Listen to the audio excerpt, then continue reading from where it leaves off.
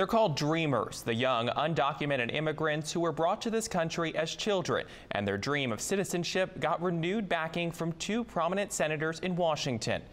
Alex Valdez in our Washington bureau tells us about the latest attempt to protect the estimated 1.8 million Dreamers in the U.S., tens of thousands of whom are believed to be here in Arizona. Yes, South Carolina Senator Lindsey and Illinois Senator Dick Durbin want to make one thing clear about the bill that they introduced that would give Dreamers a path to citizenship. It's not about charity, they say. It's about doing the right thing for a specific group of young, undocumented immigrants.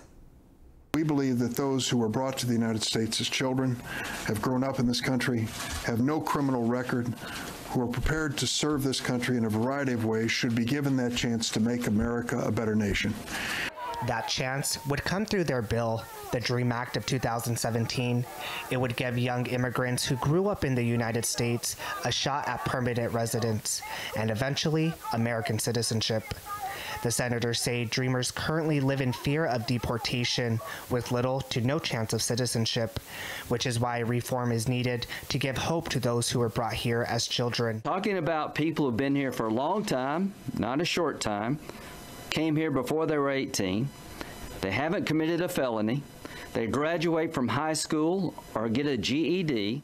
But opponents of the bill say any type of amnesty to illegal immigrants would hurt Americans and, like previous attempts, will ultimately fail in Congress. Clearly, the political genesis of the DREAM Act is that it's unrealistic to have any kind of amnesty for the 11 million illegal immigrants in the United States. Ray says the DREAM Act of 2017 just opens the door to granting undocumented immigrants citizenship. The DREAM Act is simply the appetizer, but Americans reject the idea of amnesty. It's a radioactive issue.